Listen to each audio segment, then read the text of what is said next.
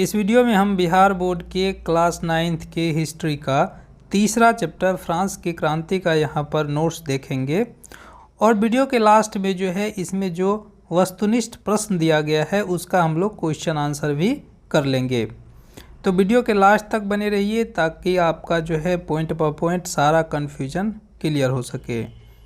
पहला पॉइंट यहाँ पे कह रहा है कि सन 1789 ईस्वी में फ्रांस की क्रांति यूरोप के इतिहास में एक युगांतकारी घटना थी जिसने एक युग का अंत तथा दूसरे युग के आगमन का मार्ग प्रशस्त किया।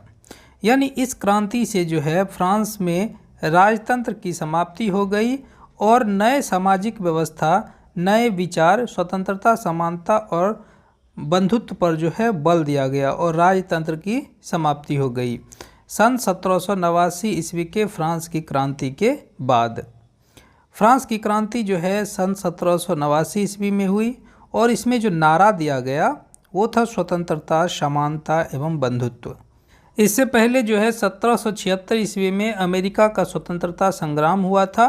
1783 ईस्वी में ब्रिटेन के विरुद्ध जो है उनके उपनिवेशों की स्वाधीनता ने फ्रांस के पुरातन व्यवस्था को समाप्त कर स्वतंत्रता वाले समाज की स्थापना का मार्ग प्रशस्त किया था, है ना। चूँकि फ्रांस ने इस युद्ध में ब्रिटेन के खिलाफ अमेरिका की मदद की थी, यानी फ्रांस जो है ब्रिटेन के खिलाफ जो है अमेरिका की मदद की थी। उसके बाद जो है अमेरिका के बाद स्वतंत्रता की लहर फ्रांस पे भी फैल गई। जब अमेरिका में स्वतंत्रता प्राप्त हुआ अमेरिका को, उसके बाद जो है फ्रांस में भी स्वतंत्रता की लहर दौड़ पड़ी, क्योंकि इस स्वतंत्रता की लड़ाई में अमेरिका का साथ जो है फ्रांस ने भी दिया था। लंबे समय तक चले युद्धों के कारण जो है आर्थिक संसाधनों की कमी हुई तथा शासकों की फिजूल खर्ची ने फ्रांस की जनता पर अत्यधिक बोझ डाल दिया, जिसके बाद जो है क्रांति के कगार पर ये जो है लाकर खड़ा कर दिया, है ना। जब युद्ध लंबा समय तक चला तो उसमें क्या हुआ ना कि आर्थिक संसाधन, जो धन माल की क्षति थी, है ना, उसमें कमी आई। उसके बाद शासक थे वो फिजूल खर्ची ज़्यादा कर रहे थे, इससे जो है अत्यधिक बोझ पड़ गया जनता पर, जिसके कारण जो है क्रांति शुरू हो गई। फ्रांस की क्रांति का दूसरा कारण यह भी था कि वहाँ पर जो है लुई 14वें के शासनकाल में जो है समाज की प्रतिष्ठा उच्च शिखर पर थी, लेकिन उसके बाद जो भी शासक आए वो अयोग्य सिद्ध हुए। 1774 ईस्वी में जो है लुई 16वें गद्दी पर बैठा। उसका विवाह जो है ऑस्ट्रिया की राजकुमारी मेरी अंतोनेट के साथ हुई, जो फिजूल खर्ची, उत्सव पर रुपए लुटाना, उसके अपने जो है सगे संबंधियों को ऊंचा पद देने वाली महिला थी। यानी फिजूल खर्ची बहुत ज़्यादा करती थी, उत्सव पर जो है बहुत सारे रुपये लुटाती थी और जो अपने सगे संबंधी होते थे उनको जो है उच्च पद पर धारण करवाती थी। ये भी जो है फ्रांस की क्रांति का मुख्य कारण था। खर्च चलाने के लिए जो है जनता पर करों का बोझ पड़ता जा रहा था, यानी ये सब जो खर्च हो रही थी ये सारा खर्च जो है जनता के ऊपर जाता था। लुई 14वें की निरंकुशता का पता इस बात से चलता है कि वह कहा करता था कि मैं ही राज्य हूँ, यानी वो कहा करता था कि मैं ही राज्य हूँ, इससे उसके निरंकुशता का पता चलता है। सन 1614 ईस्वी के बाद जो है 175 वर्षों तक कोई भी बैठक नहीं बुलाई गई, है ना। फ्रांस में राजतंत्रात्मक शासन व्यवस्था थी उस समय। 18वीं शताब्दी में फ्रांसीसी समाज 3 स्टेट्स में बटा हुआ था। जो देखिए यहाँ पर 3 श्रेणी में हम लोग कह सकते हैं, तीनों श्रेणी यहाँ पर दिया गया है। पहला था पादरी, जो कि प्रथम स्टेट्स में आता था। दूसरा स्टेट्स जो है वो अभिजात वर्ग, जिसे हम लोग कुलीन वर्ग कहते थे, ये आता था। और तीसरा जो है जनता, जिसमें जो है कारीगर, मजदूर जो है ना, ये सब आते थे। यानी 3 स्टेट्स में फ्रांसीसी समाज उस समय विभाजित थे। फ्रांसीसी समाज में यदि कृषकों की बात करें तो वो काफ़ी दयनीय थी। उस समय जो है कृषक की स्थिति काफ़ी दयनीय थी। फ्रांसीसी क्रांति के विषय में यह कहा जाता है कि यह एक मध्यम वर्गीय क्रांति थी। यानी फ्रांसीसी क्रांति जो हुई इसे हम लोग मध्यम वर्गीय क्रांति कह सकते हैं, क्योंकि मध्यम वर्गीय जो लोग थे वे इसमें बढ़ चढ़कर भाग लिए थे। फ्रांस की राजधर्म कैथोलिक था और प्रोटेस्टेंट धर्म को मानने वाले लोग को कठोर सजा दी जाती थी। यानी फ्रांस का राज धर्म जो है वो कैथोलिक हुआ करता था। जो प्रोटेस्टेंट धर्म को मानते थे उनको जो है उस समय कठोर सजा दी जाती थी। मॉन्टेस्क्यू ने अपनी पुस्तक विधि की आत्मा में सरकार के तीनों अंगों कार्यपालिका, विधायिका और न्यायपालिका को अलग अलग रखने के विषय में बताकर शक्ति पृथक्करण के सिद्धांत का पोषण किया। यानी ये क्वेश्चन आ जाता है कि शक्ति पृथक्करण के सिद्धांत का प्रतिपादन किसने किया? ये मॉन्टेस्क्यू ने किया। किस पुस्तक में? तो विधि की आत्मा नामक पुस्तक में। मॉन्टेस्क्यू और वोल्टेयर ये दोनों जो है सुधार चाहते थे, परंतु रूसो जो है पूर्ण परिवर्तन चाहता था। मॉन्टेस्क्यू और वोल्टेयर चाहते थे कि उसमें जो है जो भी व्यवस्थाएं चली आ रही है उसमें सुधार हो, लेकिन रूसो का मानना था नहीं, इसमें पूरी तरीके से जो है परिवर्तन हो। रूसो ने अपनी पुस्तक सामाजिक संविदा में राज्य को व्यक्ति द्वारा निर्मित संस्था तथा सामान्य इच्छा को संप्रभु माना, अतः वह जनतंत्र का समर्थक था। रूसो जो है जनतंत्र का समर्थक था, जबकि ये लोग जो है केवल सुधार चाहते थे।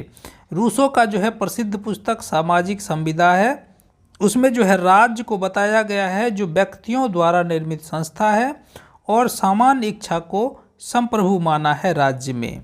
दीदरो ने वृहत ज्ञान कोश, दीदरो द्वारा जो है पुस्तक लिखा गया है वृहत ज्ञान कोश। इसमें इंसाइक्लोपीडिया के लेख में फ्रांस के क्रांतिकारी विचारों का ये जो है प्रचार किया है।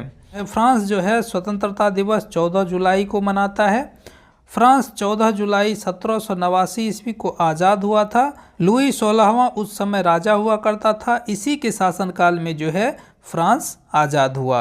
अगला पॉइंट यहाँ पर दे भी दिया गया है कि फ्रांस की क्रांति के समय राजा जो है लुई 16वें था। फ्रांस की संसदीय व्यवस्था को स्टेट्स जनरल कहा जाता था। यानी फ्रांस का जो संसदीय व्यवस्था था उस समय उसको स्टेट्स जनरल कहा जाता था।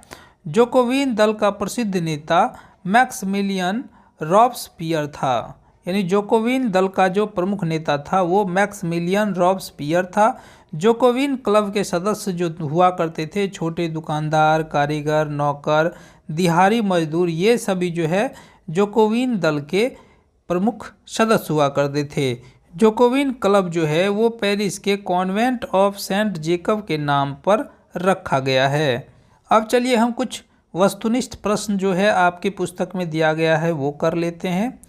पहला जो क्वेश्चन वस्तुनिष्ठ प्रश्न में आप लोग को देखने को मिलेगा फ्रांस की क्रांति के बारे में। तो फ्रांस की क्रांति 1789 ईस्वी में हुई थी। वेस्टिल का पतन जो है 14 जुलाई 1789 ईस्वी को हुई थी। तीसरा क्वेश्चन है प्रथम एस्टेट। प्रथम एस्टेट जो है वो पादरी हुआ करते थे। द्वितीय एस्टेट की बात करें तो उसमें कुलीन वर्ग हुआ करते थे। पांचवा क्वेश्चन में बाल्टेयर के बारे में पूछा गया है कि बाल्टेयर कौन था? तो बाल्टेयर एक लेखक थे। उसके बाद नेक्स्ट क्वेश्चन जो है मिलेगा आपको कि रूसो जो है किसका समर्थन करता था? तो रूसो जनता की इच्छा का समर्थन करता था। अगला क्वेश्चन दिया है कि मॉन्टेस्क्यू ने कौन सी पुस्तक लिखी है? तो मॉन्टेस्क्यू ने विधि की आत्मा नामक पुस्तक लिखी थी। फ्रांस की राजक्रांति के समय वहाँ का राजा कौन था? तो वहाँ का राजा लुई 16वें था, है ना। अगला क्वेश्चन आपको देखने को मिलेगा कि फ्रांस की स्वतंत्रता दिवस कब मनाया जाता है? तो फ्रांस में स्वतंत्रता दिवस जो है 14 जुलाई को मनाया जाता है। उसके बाद कुछ रिक्त स्थानों को भरे वाला प्रश्न होगा आपके पुस्तक में। पहला क्वेश्चन आपको मिलेगा लुई 16वें कब फ्रांस की गद्दी पर बैठा? तो लुई 16वें जो है 1774 ईस्वी में फ्रांस की गद्दी पर बैठा। दूसरा क्वेश्चन होगा कि फ्रांस की संसदीय संस्था को क्या कहा जाता था? तो फ्रांस की संसदीय संस्था को स्टेट्स जनरल कहा जाता था। ठेका पर टैक्स वसूलने वाले पूंजीपतियों को क्या कहा जाता था? तो इसको जो है टैक्स फार्मर कहा जाता था। शक्ति पृथक्करण के सिद्धांत की स्थापना मॉन्टेस्क्यू ने की थी। रूसो के प्रसिद्ध पुस्तक सामाजिक संविदा है। उसके बाद अगला क्वेश्चन होगा कि 27 अगस्त 1789 ईस्वी को फ्रांस की नेशनल असेंबली ने किन अधिकारों की घोषणा की थी? तो उसमें मानव और नागरिक अधिकारों की घोषणा करी थी। अगला क्वेश्चन होगा कि जो जैकोबिन दल जो है का प्रसिद्ध नेता कौन थे। उसका प्रसिद्ध नेता मैक्सिमिलियन रॉब्सपियर था। अगला क्वेश्चन होगा कि दास प्रथा का अंतिम रूप से उन्मूलन कब हुआ था। तो फ्रांस की यहाँ पर बात हो रही है, तो दास प्रथा का अंतिम रूप से उन्मूलन जो है 27 अप्रैल 1848 को हुआ था। अगला क्वेश्चन देखने को मिलेगा कि फ्रांसीसी महिलाओं को मतदान का अधिकार कब मिला। तो फ्रांसीसी महिलाओं को मतदान का अधिकार 1946 ईस्वी में मिला। अगर इसी तरह का नोट्स नेक्स्ट चैप्टर का आप देखना चाहते हैं तो अगले वीडियो में जाकर देख सकते हैं। वीडियो देखने के लिए आपका बहुत बहुत धन्यवाद।